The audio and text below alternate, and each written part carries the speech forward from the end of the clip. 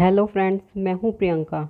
इस वीडियो में हम बात करने वाले हैं डेब्ट इक्विटी रेशो की। रेशो पे मैंने पहले भी कई वीडियोस बनाई हैं, वो आप देख सकते हैं। उनका लिंक आपको डिस्क्रिप्शन बॉक्स में मिल जाएगा।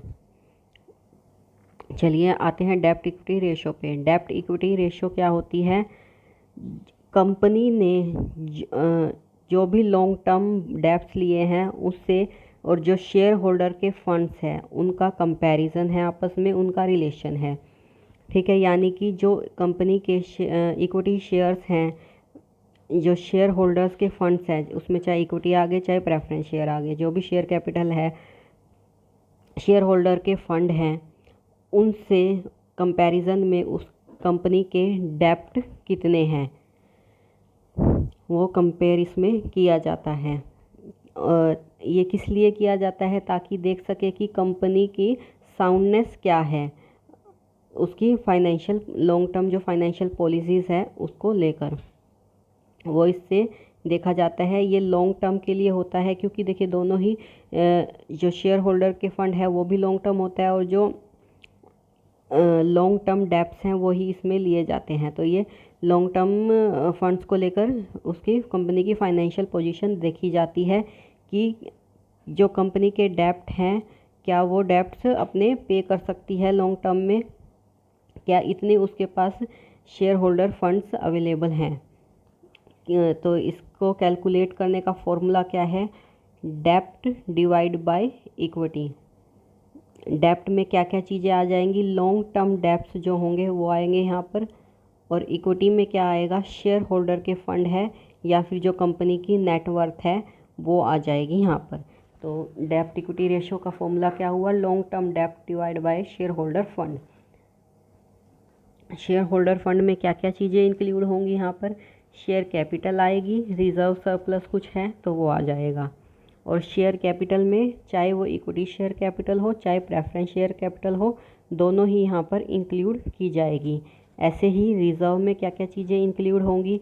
कैपिटल रिज़र्व है, कोई जनरल रिज़र्व है, या सिक्योरिटी प्रीमियम है, या फिर कोई भी प्रॉफिट एंड लॉस का बैलेंस है कंपनी की स्टेटमेंट में, प्रॉफिट एंड लॉस अकाउंट की स्टेटमेंट में कोई भी बैलेंस है तो वो यहाँ पर आ जाएगा। ठीक है, ये सब चीज़ें रिज़र्व एंड सरप्लस में इंक्लूड की जाएंगी। और आइडल रेशो क्या होती है इसकी? 2:1। डेब्ट इक्विटी की आइडल रेशो 2:1 जो है वो आइडल मानी जाएगी। इससे ज़्यादा अगर हो जाती है रेशो तो इसका मतलब कि कंपनी के डेब्ट बढ़ रहे हैं। 2 से ज़्यादा अगर यहाँ पे डेब्ट हो गए, मान लीजिए 3:1 हो गया, तो इसका मतलब कि डेब्ट ज़्यादा हो रहे हैं कंपनी के, जो कि अच्छा नहीं है, यानी कि कंपनी रिस्क में है। अगर कम होते हैं डेब्ट तो ठीक है, यानी कि कंपनी जो है साउंड है पोजीशन उसकी। ठीक है, तो जो इसकी आइडल रेशो होगी वो 2:1 रहेगी। चलिए एक क्वेश्चन के थ्रू इसको देख लेते हैं। यहाँ पर हमारे पास है, देखिए, शेयर कैपिटल दे रखी है 2.5 लाख की, रिजर्व सरप्लस है 1,10,000 के, लॉन्ग टर्म बोरोइंग है 1,20,000, लॉन्ग टर्म प्रोविज़न है 50,000 के, करंट लाइबिलिटी है 70,000 की, नॉन करंट एसेट है 3,80,000 का, और करंट एसेट है 2,20,000 के। इसमें क्या है, हमें कैलकुलेट करनी है डेब्ट equity ratio.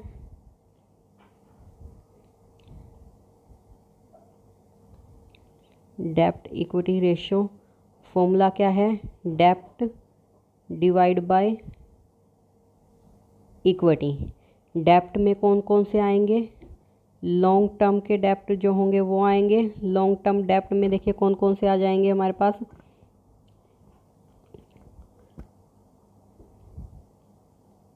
Long term borrowing है जो, ये आएगी। ये तो देखिए क्योंकि इक्विटी में आएंगे ये, तो डेब्ट में क्या क्या आएगा? लॉन्ग टर्म बोरोइंग आ जाएगी। तो लॉन्ग टर्म बोरोइंग कितनी है?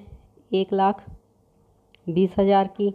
लॉन्ग टर्म प्रोविजंस है वो आ जाएंगे 50,000 के, प्लस में कर देंगे 50,000। तो ये टोटल कितना हो गया, 1,70,000। इसके अलावा कुछ नहीं आएगा। ये लाइबिलिटी है, ये एसेट है नॉन करंट, और ये करंट एसेट है, ये सब नहीं आएगा। ये दोनों चीज़ें आएंगी डेप्ट में, लॉन्ग टर्म डेप्ट में, जो कि 1,70,000 के हैं। इसके बाद हमें देखना है शेयर होल्डर फंड्स, यानी कि इक्विटी। क्या क्या आएगा इक्विटी में, शेयर कैपिटल है अगर कोई, और अगर कोई रिजर्व और सरप्लस है तो वो आता है हमारा शेयर होल्डर्स के फंड में। शेयर कैपिटल कितनी दे रखी है, 2,50,000 की है। उसके बाद रिजर्व एंड सरप्लस है 1,10,000 के, ये भी आएगा। ये हो चुके दोनों long term provision. Current liabilities में आएगी नहीं, एसेट भी नहीं आएगी नॉन करंट, और ये भी नहीं आएंगे, ये तीनों चीज़ें नहीं आएंगी इसमें। सिर्फ आ जाएंगे हमारे शेयर कैपिटल और रिजर्व सरप्लस। तो ये टोटल कितना हो गया हमारे पास, 3,60,000। तो ये हमारे शेयर होल्डर फंड आ गए। डेप्ट कितना था हमारे पास, 1,70,000, और इक्विटी कितनी आ गई, 3,60,000। इसको डिवाइड करेंगे तो हमारे पास रेशो क्या आ जाएगी, 0.47:1। ये रेशो हमारे पास आ जाएगी। जो हमारी जो है आइडल रेशो क्या होती है, 2:1 होती है। डेप्ट इससे कम है, 0.47 है, यानी कि ये साउंड पोजीशन है कंपनी की। हमारी आइडल रेशो जो है कम है यहाँ पर। इसका मतलब कि है जो लॉन्ग टर्म लोन्स है वो कंपनी के 0.47 है शेयर होल्डर फंड के कंपैरिजन में, जिसका मतलब है कि कंपनी की साउंड पोजीशन है। ठीक है, आई होप आपको ये क्वेश्चन समझ में आ गया होगा। इसमें डेप्ट इक्विटी रेशियो निकालनी थी।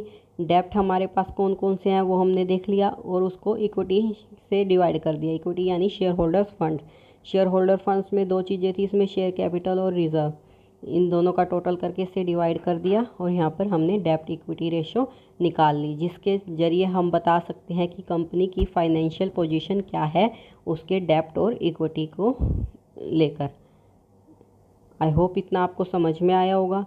बाकी की रेशोज़ के लिए नेक्स्ट पार्ट में लेकर आऊँगी। अगर आपने चैनल सब्सक्राइब नहीं किया है तो सब्सक्राइब कर लीजिए, ताकि आपको मेरी वीडियोस मिलती रहें। Thank you so much.